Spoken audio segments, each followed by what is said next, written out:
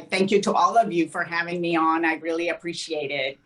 Look, I know that time is limited and you guys have a ton of questions. I appreciate all of you taking the time on a Sunday evening to listen to all the different candidates, and in this specific instance, to listen to me as to why I'm in this race. Florida has a red tide problem, not only in our waterways, but in Tallahassee. As the red tide moves through the governor's office, it creating a really bad smell. They are suppressing our votes. They are killing democracy. And that's why I'm running for governor. We got to get rid of this Tallahassee red tide. And I have to tell you, I know that this won't be an easy fight at all. I know it's going to be a tough fight. But I get my fighting spirit from my dad. My dad was an American fighter pilot who fought in World War II. And he fought the Nazis. And he always told me, when the cause is just, don't stand on the sidelines. Get in there and fight for what you believe. And from birth, boy, I needed that fighting spirit because I was born with a cleft lip. I was missing part of my mouth. And when you can't drink from your milk. You can't really learn to speak or eat properly without having lots of surgeries. And I was told I would never be normal. But after 19 surgeries and being bullied and being mocked, and that fighting spirit, I am here in front of all of you, not only smiling, but speaking 2 languages. And I needed that fighting spirit when the FARC, a terrorist group, a Marxist terrorist group funded by the Cuban regime, took over our farm that we grew up in Colombia and kidnapped my father. And suddenly, at the age of 17, I found myself moving to Alabama, of all places, where I quickly learned the challenges of learning English while learning to survive on my own. So every once in a while, if you hear a y'all or a little bit of a Southern twang mixed in con mi acento en español, now you know why. So when I tell you that I'm ready for a big, big fight, I am, I mean it. And I learned that lesson early on in college when I ran for student government secretary at the University of North Alabama. I put posters all over the school that said Annette Taddeo for secretary. And on the day of the election, as I was walking to go vote, they no longer said Annette Taddeo for secretary. They said Annette Taddeo for deportation. I lost that election, but I gained so much more. You see, it was in that moment that I realized that I could be angry, I could be bitter, or I could let it inspire me and strengthen me. And that's what I did. That's when I decided that someday I was going to run for public office. Because no matter the color of our skin, our gender orientation, the accent we have, what makes this country great is the strength in our diversity and our belief that in America, when the cause is just, you get in there and fight for what's right.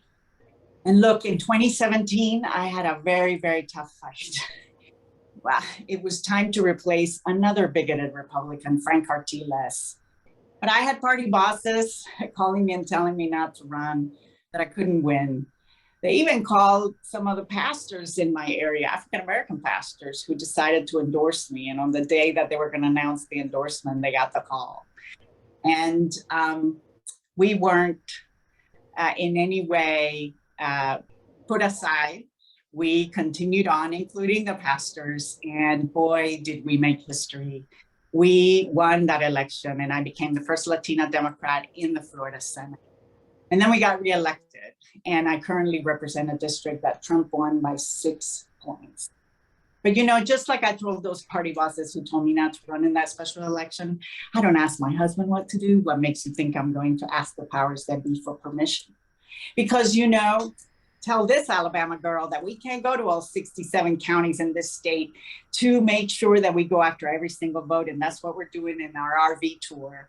Or tell this Latina that we can't get back the Latino vote in Central and South Florida. Or tell this mom with a kid in public school that we can't teach our kids history because it makes other people feel uncomfortable. Try being in our skin and to know what uncomfortable is. Tell this proud Democrat that we can't talk about access to healthcare or quality education or safety in our schools without being called socialistas.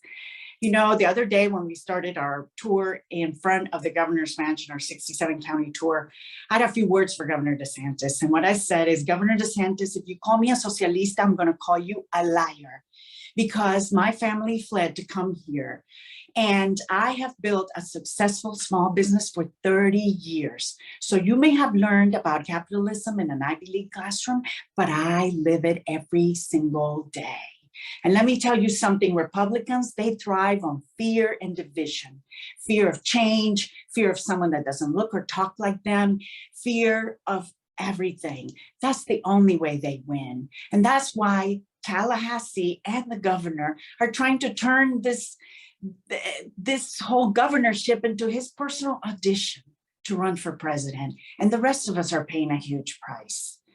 I mean, this governor wants to defund our public schools. He wants to erase, currently, as we speak, erase minority access seats for Congress. That's completely unacceptable. And I can't believe that is not a bigger story and a bigger scandal. Now, let me close, because I know our time is limited, by telling you why I believe, against all odds, that we can actually win in Florida and that we can create the coalition of voters that is going to be needed for us to win. After I won that special election, I was asked by my alma mater, the University of North Alabama, to go back and to give the commencement speech in 2018. And I really questioned myself whether I should tell them the whole story of how this whole thing got started. But I did. I decided that I needed to tell the story because I knew that it was bigger than me.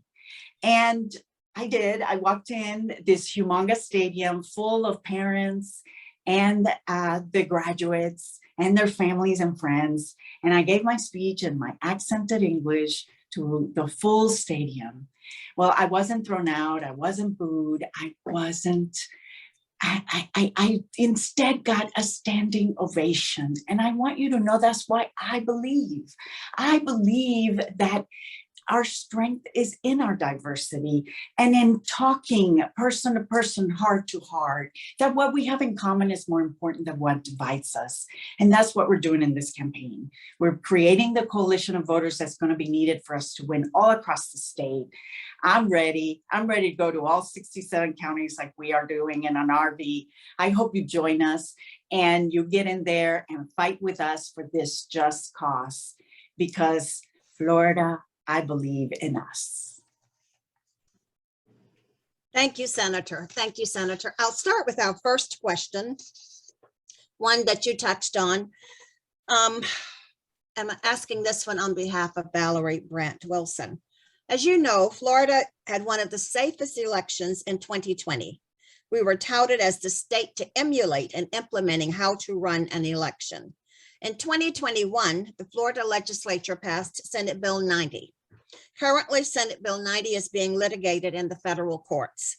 On Thursday, February 24th, the Senate Appropriations Committee heard Senate Bill 524, the Anti-Voter Freedom Act. A proposed legislative substitute is likely to be considered at the scheduled committee hearing, but the proposed legislation would do the following, some of the following: fund an expensive and unnecessary Office of Election Crimes and Security, create a new set of confusing rules on how to vote by mail, lead to more rejected ballots, and raise costs for election officials without providing more funding. And you can probably add much more to that question. Please share your thoughts on Senate Bill 524 on voter access. Thank you. Thank you so much. And I'm so glad that you're starting with voting rights, because, you know, we're fighting a lot of really bad bills this session, but all of it is mute if we can't participate in elections, if we can't have our right to vote, and we have it constantly suppressed, which is what SB 90 did. And hopefully the courts do the right thing, but now we're seeing it again. I have seen all these bills since the inception because I am vice chair of ethics and elections in the Florida Senate. So the new voter suppression bill, which I like to call the police election bill of the governor, is I actually got it less than 24 hours before we heard it the following day in committee, because they decided at the last minute to do a strike all. And we had very little time to prepare amendments and to truly prepare, but we did. And boy, did we hit them hard. And I will tell you, although it is a little better now, it is still a really, really bad bill.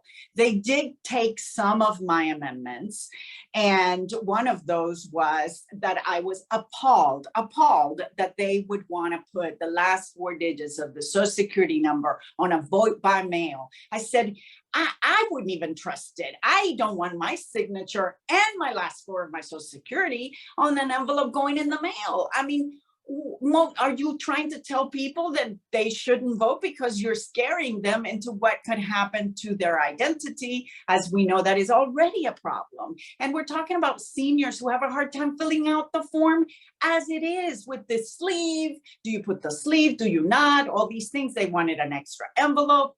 They just don't know what else to do. You know why they're doing this? Because Democrats kicked butt in vote by mail. That's why they're doing this. But they accepted that amendment and removed the last 4 of the Social Security number. I also had another amendment because there's some major fraud going on in Florida that I have been screaming and hollering since December when this came about.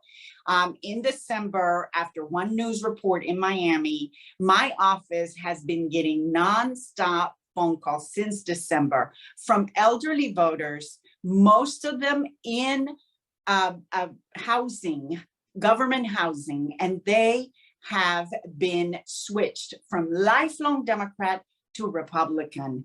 It is a concerted effort. I am 100% sure of that. Why do I know that? Because I actually got some of the voters to send me pictures, which you've seen in the media. I've provided all these to the media where the pictures of the ID says Republican Party of Florida. They wanted that headline, guys. They wanted the headline they got, which is that Republicans have surpassed Democrats in voter registration. And why did they want this headline? Because they wanted to make sure that it became the national thing. Already is like the national narrative. Oh, this guy cannot be beat. He's a shoo-in. He's going to win by a huge margin, which we know in Florida doesn't happen.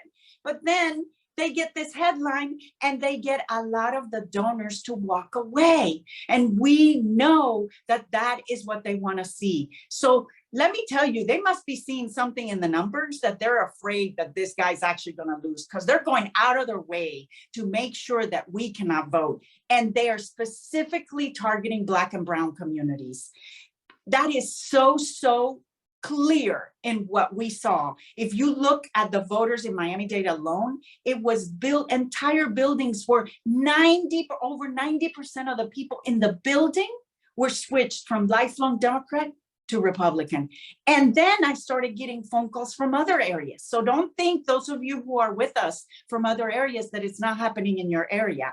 I have now submitted the stuff that I have gotten to the state attorney in Hillsborough, State Attorney Warren, and I am now getting phone calls from the Orlando area, and I am now aware that it's also happening in colleges and universities targeting young voters. So they are targeting every one of our voters.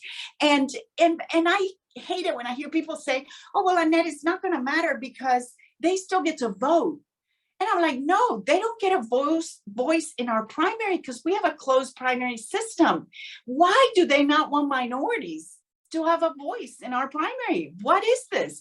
And also it leads them to the big lie, because all this is part of the big lie. That's why the police force. And by the way, one of my amendments is hold the people accountable that are doing this. So they accepted that amendment because they've got egg on their face right now, because this has been news, including national news now. We got to stay on top of it, and we got to let people know they don't want us to vote. They want to put every caveat in the way. It's still a really bad bill. It's a little better because they took out some of the really bad stuff, but I'm going to quote one of the supervisors of elections. By the way, most supervisors of elections are Republican. And one of them, a former Republican senator, came and he said, this bill is a recipe, quotations, recipe for disaster. That's what they're trying to do with our elections. Recipe for disaster. Be aware, please, if you can take anything out of our talk tonight, make sure that you spread the word and let people know to look if they recently have updated their voter registration, check their card, especially if they're elderly or their English is limited, as was the case with many of these voters. Please make sure that we spread the word and let people know to look at their card, make sure. And obviously we as Democrats need to help all these people get back into the Democratic Party because they were switched. And I'm talking about thousands and thousands of people. Thank you. Thank you for that very, very thorough answer. And it behooves us to work at the local level with our Democratic executive committees on voter registration and checking for our seniors to be sure that they are still in the system. One other question on that one. So did the Office of Election Crimes and Security, did that remain in the bill? Yes, but it was, I mean, it's still awful, but they have reduced it to only, you know, they're trying to make it sound better. Reduced it to less people, less money, still money, no money to supervisors of elections to make their job harder, but money to the Secretary of State to investigate. And I'm like, we already have district attorneys who investigate, but by the way, the district attorneys are not getting any raise and they're losing lawyers like there's no tomorrow, because why would anyone stay making the tiny little bit of money while they have the loans to pay back? So it is really just unbelievable how backwards we are, but it is better, but I don't want to seem like I'm happy with it. I'm not happy with it at all. It's terrible. All right. Thank you. Thank you. All right. Our next question is from Nikki Barnes, our Vice President for Programs. Nikki. Good evening, Senator Taddeo. So my next question is on affordable housing. So affordable housing refers to housing units that are affordable to society citizens whose income is below the median household income. So the Florida household income is estimated to be around roughly $55,660 for a two-person household. It is stated by economists that 30% of one's income should be allotted to housing, which in our state would be roughly $17,000 a year or $1,400 a month. With the rent alone exceeding $1,500 a month from Tallahassee to Miami, how would you as governor work to control housing costs and ensure its affordability to most working class Floridians? Thank you so much, Nikki. And that is such an important issue. And thank you for a wonderful question, because it's really a major issue. Since I got to the legislature, I have been a sponsor of the bill to not allow the rating of the housing trust. Part of the reason why we are in this crisis that we are on right now is because for 20 years, politicians in Tallahassee have been rating it to do different pet projects and things that are important to them. Meanwhile, the people who are the hardworking people who need the affordable housing are not getting any of this funding, and it's been cut. Lately, we've been able to fund more, but we haven't even fully funded because we haven't, but again, they keep rating it for other things, and it's a big fight between the House and the Senate. So that would be the first thing I would do, is to actually not allow the rating of the housing trust, number one. Number two, we should have some kind of parameters as to the maximum that a rental, just for regular people, that a rental can go up. Because right now, for example, we now became, Florida is the most expensive state to live. Miami, the most expensive city to live, has surpassed New York, which is outrageous. I can't believe that. And then, you know, we have politicians that are saying, well, go get a better job or go ask for a raise. Clearly, they've never lived in the real world and don't know how hard that is. And what we should be doing is putting parameters so that there is a limit, just like we have the price gouging type of laws, why aren't we utilizing those type of things to not allow for this extreme thing? But they're in the midst of all this. I don't know if you guys have seen the news, but in one of my committees, a bill came through about affordable housing, and this was just 2 weeks ago. And now it's become in the news and it's being covered. But they put in an amendment, and this is what they do. They have good bills, and you're just like, oh, it's a good bill, I'm gonna vote for it. And all of a sudden, 30 minutes before, day before, they put amendments, and they're awful. And what they're trying to do to the affordable housing bill that's going through is they are literally gonna let the developers that currently have affordable housing, they are going to be able to get out those that have reached their 15-year. Now, remember, the federal government says it's 30, 50, but 15, 1-5, they're going to be able to get out by this loophole in this amendment, which I started questioning. And I said, well, what is this? What does this do? It sounds to me like we're reducing affordable housing. And no one could answer my questions, not the sponsor of the bill, who clearly had not read the bill, nor any of the other people. And then the people who work for the government were afraid, because remember, they were appointed by the governor. And lo and behold, I started looking more, and there is a big donor of the governor's who really wants this out. They want out. Why do they want out? Because if they turn these housing units into condos or normal rentals, they will make millions, because you know how high the market is. But what happens to all these people? So then I asked for a record of how many people are eligible right now. You know how many, Nikki? 44,000 units of people would be homeless. So this is what we're living with in Tallahassee when people don't read the bills, when people don't pay attention to the details of what these people are trying to get away with.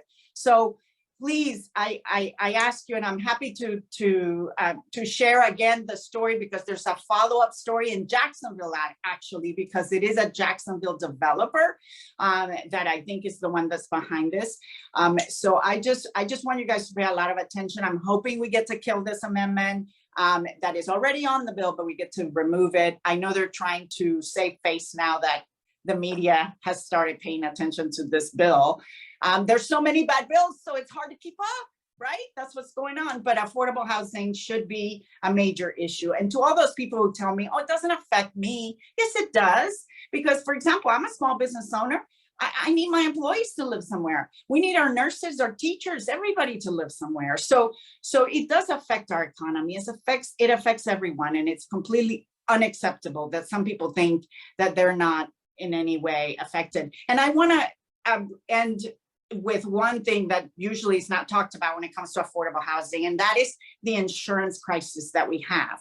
Because for homeowners, our home is our one investment that we have, and that most hardworking people have.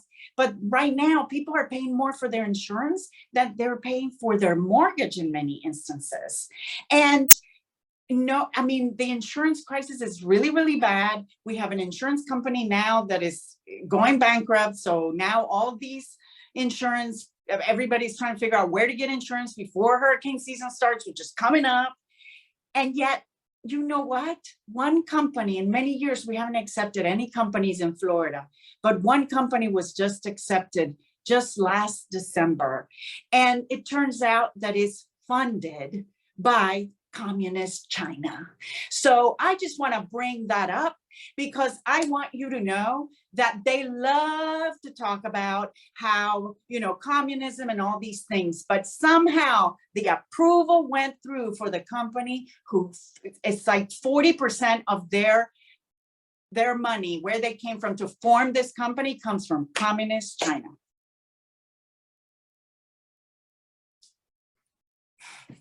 I'm stunned, as I'm sure our listeners are. We have a question from Joy Burgess out of Jacksonville. And she says, in your tour of the 67 Florida counties, what are the most challenging questions that Floridians are asking you? Frankly, Floridians are worried about the issues that we're talking about. They're worried about their right to vote. They're worried about how they're going to be able to afford to live where they live. We have places where the rent has gone up by 35% on average. There is some places where it's even higher, and there is one place that it was a 60% increase. So if you can imagine, it really is a situation where people don't know where to go, where to live. I think that affordability, but also a lot of people are just worried about school and their kids. And I am a parent with a kid in public school, and I know that a lot of the conversations are, we want our kids to learn about history. We want our kids, we know, by the way, as parents, how tough it is to be a teacher. Now we know more than ever. Like, those of us who appreciated teachers, boy, do we appreciate them now. Because when they stayed home, all of us were like, we're to pull our hair out. I was like, I can't wait for them to go back to school. This is so hard. And I know that every parent is really happy their kids are back, but they're very appreciative of their teachers. And I tell you, as someone, I know what my daughter is taught. I know what books they're reading, and to start thinking about limiting the books or looking at all these things, it's really a scary time. So I do hear from a lot of people about their concern as parents as to how extreme are these people going to go. And I have to tell you, I'm talking about some parents who are Republican too, who are saying this is wrong and I don't like it. And so I think that they are going too far and they don't even realize it yet. Well, and our next questioner leads, you're leading right into what she wants to ask, and that is Dr. Patty Bowles Thomas is a question on education. Dr. Thomas. I was happy to hear what you had to say about how you feel about teachers. Here in Florida, it's estimated right now that we have a shortage of 4,500 teachers, and it's growing. Contributing to the problem is the fact that many tenured teachers are afraid of the current legislation that prohibits them from teaching the American history in its entirety, for the fear that it will make students in their classes feel uncomfortable. Sometimes education is uncomfortable, but we know that knowledge is power. As governor, how would you work to recruit teachers by ensuring them of the opportunity to teach American history that is accurate and complete? Look, 100%, and I can't thank you enough for bringing this very important issue up. And that's why I talk a lot about education.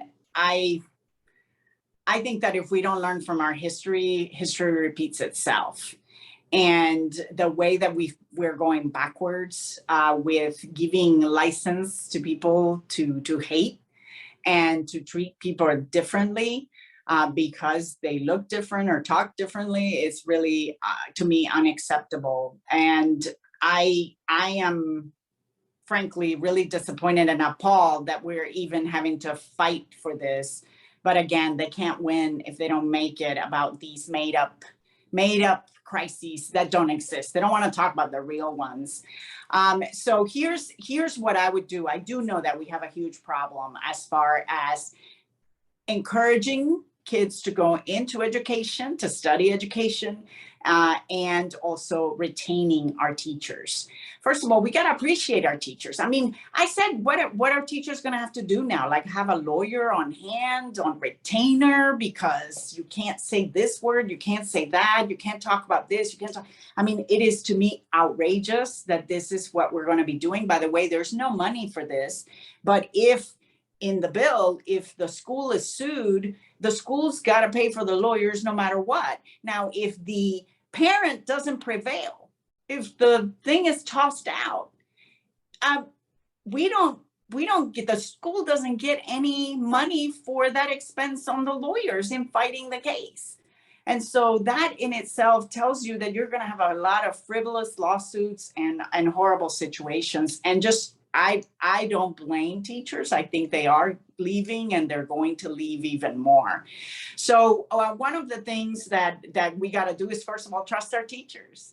And I think our teachers are amazing. They're trained for a reason. I wouldn't want for me to try to tell a doctor how to do brain surgery on me. And I wouldn't want to be like a questioning, well, you know, you should touch this vein over this vein. And like, that's what they're doing. And none of us have received the kind of training that education teachers have received, especially those that are teaching history.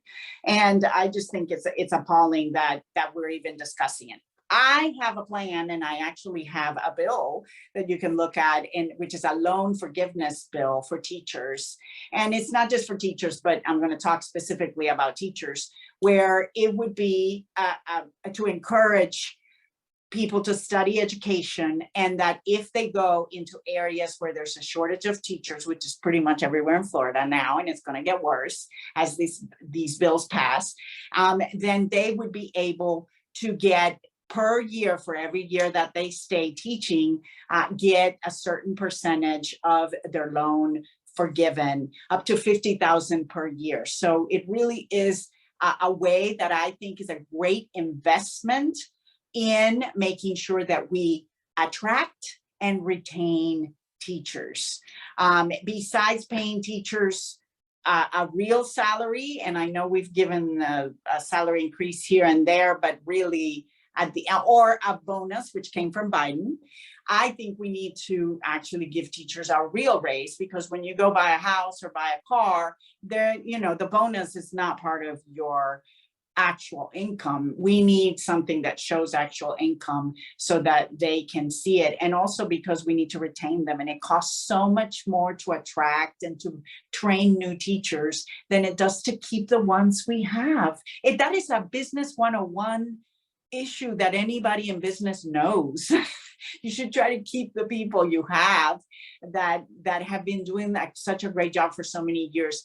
Look, guys, my daughter goes to high school in the same high school where we now have a Supreme Court nominee from, and that is the high school in Miami. Think about how great our education is, that we have somebody that is a pride, and somebody that's breaking barriers, and all of us are so excited about this new Supreme Court Justice nominee. And again, these are great schools and we should be investing in them, but we have been defunding public education for a long time. Yes, and I use the word defunding, and now we're defunding them even further with this 200 million defund, because they want to punish them because they did the right thing for the kids to be healthy and for the employees to be healthy. I find it unbelievable, and we need to start calling it what it is: defunding public schools. Just like they use those words on us, we need to use it on them, because that is our taxpayer dollars. And like I tell all the parents, that's your taxpayer dollars. That's your kids' education. When they defund that, they're taking your money and they're using it for other things instead of your kids' education. Completely unacceptable, should never happen, and we need to call it what it is. Thank you. Staying within the realm of education, we have a question from Stephanie Vanos. What would you do as governor to hold voucher schools accountable? Make all of these current education bills also applicable to vouchers, and to stop the flow of public funds to these schools? Thank you. No, I'm so glad that you guys are asking about this, because that's another issue. And that's what I mean by defunding public schools. They've been giving all this money to private corporations, and they don't have the same accountability. So I say, okay, some of them maybe are functioning, but how do we know? How do we know? We can't see their bills. We can't see, we can't require the same kind of requirements that our public schools are required of before hiring a teacher.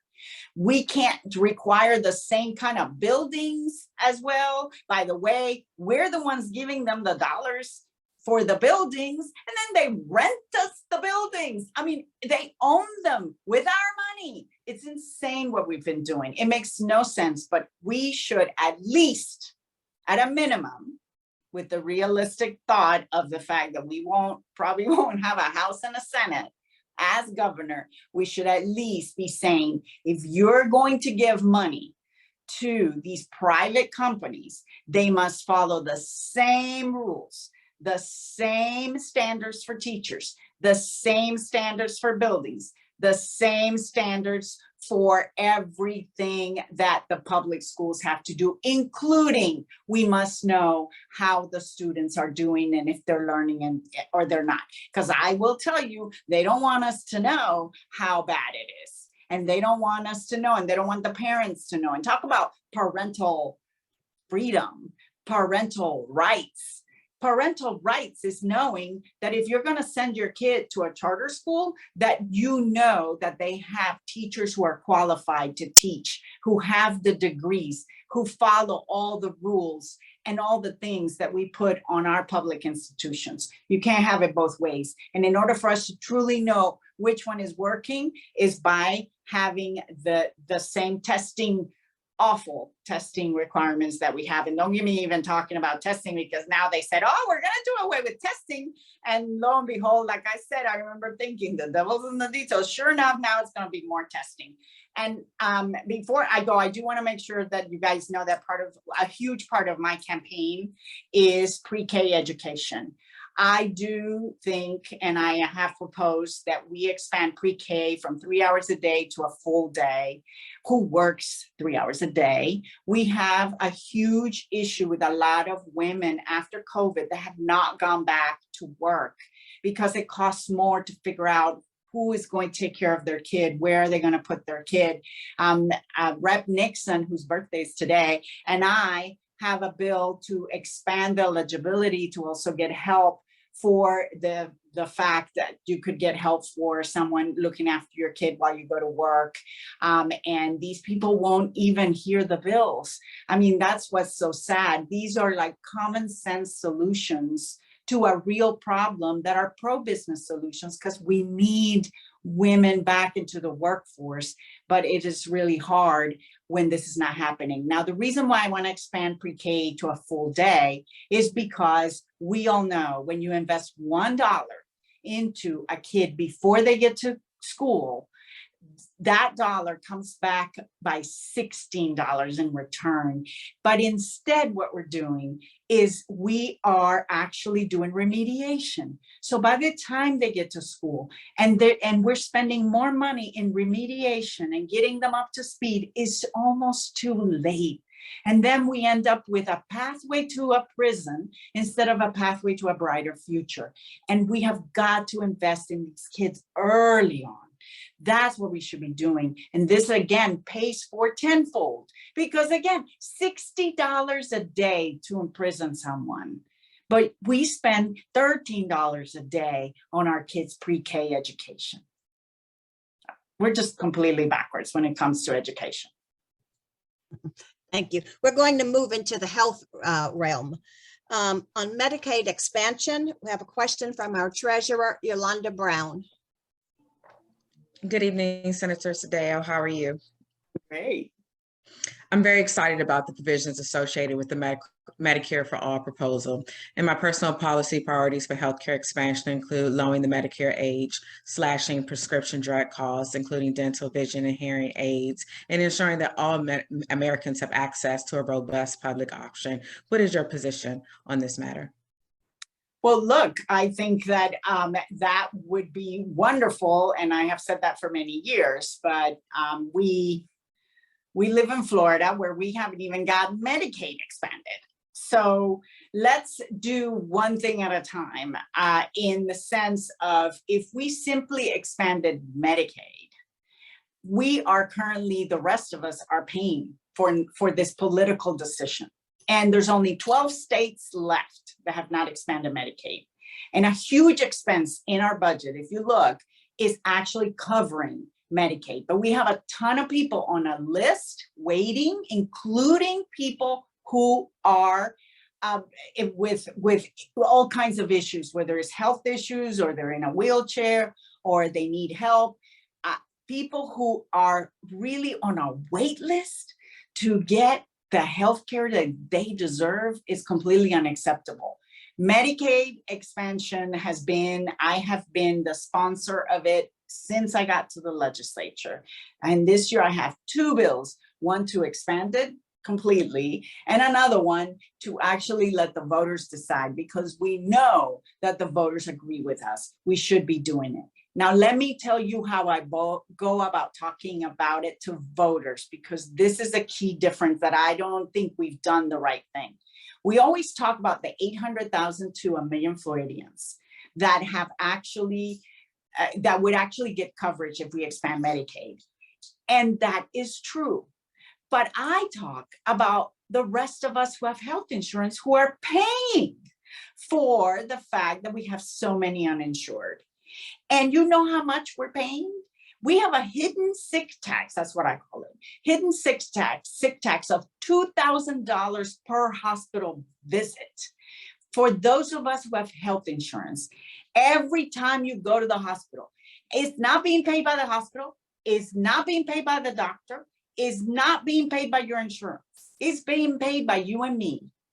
And that is a tax to cover that hole, because we haven't expanded Medicaid. And Medicaid expansion is money that we send to Washington. So we're being double whammed in this instance. So it's not okay. And we got to start telling people, regular people who think, I don't have to worry about it, I have insurance. We got to start telling them how it's affecting their pocketbook. These political decisions are affecting them as well. And so I know that the voters agree with us. I know that the voters have already said we've done enough polling to see that they agree with us that we should do it. Look, healthcare is a right, and it should not be a privilege. There's no question. And people should not have to decide. To your original question about everybody having health insurance, I think everyone should have health insurance, and we should figure out a way for everyone to do that.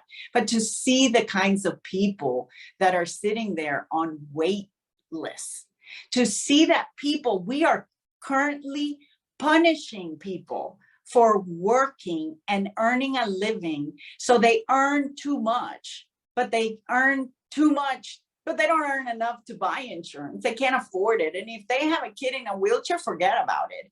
I mean, I've met so many moms that have actually had to stay home to take care of their kids because they don't have insurance, because they can't get insurance. But if they go work, then it is just like ridiculous. The party of work and responsibility is actually punishing people for working, because Medicaid expansion would actually cover those people who are working but don't make enough to buy their own health insurance in the market. Thank you. Our next question leads right into the Disabilities Act and coverage for disabilities. Molly Dodd Adams, our communications director, will ask that question. Hello, thank you. This question is actually submitted by Kathy Lewis, my good friend Kathy Lewis, who couldn't be here this evening. She has an adult daughter with a disability and struggles with this issue. She says this: most rates for people on the med waiver, for people who are working on the med waiver, are about $15.44 per hour. That's the hourly rate that the care providers, the service providers use to pay care providers. So out of the $15.44 per hour, the care providers, the caregivers actually get only about 10. With private organizations all over the place paying a $15 minimum wage, it's impossible to keep staff and to maintain them. There's a high turnover there. And so that leaves, the most vulnerable citizens even more vulnerable and without care. So will you have a plan to finally increase the budget so staff receive $15 an hour minimum? Thank you. Well, the answer is yes, but it really is about just the state having backwards priorities. And it really irks me that the people that need the most help,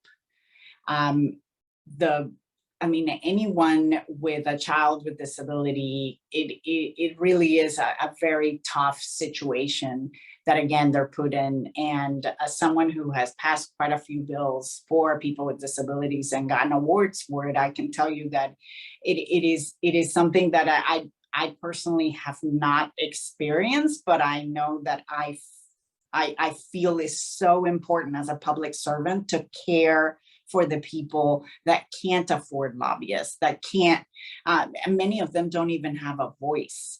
And so I just find it just really, really sad that our priorities are so backwards. We have plenty of money, guys. Our money is not our issue. It is having our priorities backwards. We are so busy giving tax breaks to huge corporations who don't even need it. Rebates, we give them rebates, but we have a list yay long of people who are waiting. I mean, there are some of these people. There's one kid I spoke to who's about to turn 18 and he's going to vote for the first time in November. And he was telling me how he's been on the list for 20 years waiting. This is just awful. And I'm talking about I'm not just talking about wheelchair. I'm talking about kids, parents who have kids who are autistic. We have so many different people with so many different disabilities and help that's needed, and we should be thinking ahead. Look, one bill that I passed into law was specifically with the issue that for the first time in our lifetime, a lot of parents are not, are dying before, parents or caretakers are dying before their child or adult with a disability passes. This is the first time that this is happening. Before, they don't have such a long lifespan, so usually a parent or a caretaker would take care of them. So we have to start thinking, and that's what my bill was about, to start thinking of what are the resources, what are the things that we can do so that we can make sure that that person, should their mom pass, like Kathy Lewis, who I know, and then actually she just texted me the other day about this. And so we must start thinking as a state, how do we deal with that reality? The state needs to think that there's going to be a lot of them that are going to survive and no longer have a caretaker. What happens to them when we currently can't even get the $15 an hour people to service these different groups that provide service? There was another legislation that I passed that became model legislation now in the entire country. So it's being used as a model to emulate, and other legislatures are proposing it. And it was specific to, we revised the IEP plan. So this goes back to education, but it's specifically the IEP, the individual education plan. And I wanted to make sure that the student got that at age 12 before it was 14. So we were able to reduce it. And by the time they got at 14, it was too late. It was like, we weren't really doing them a service to prepare them for the possibility of getting training for a job, as we do, and we have that from the federal government, by the way.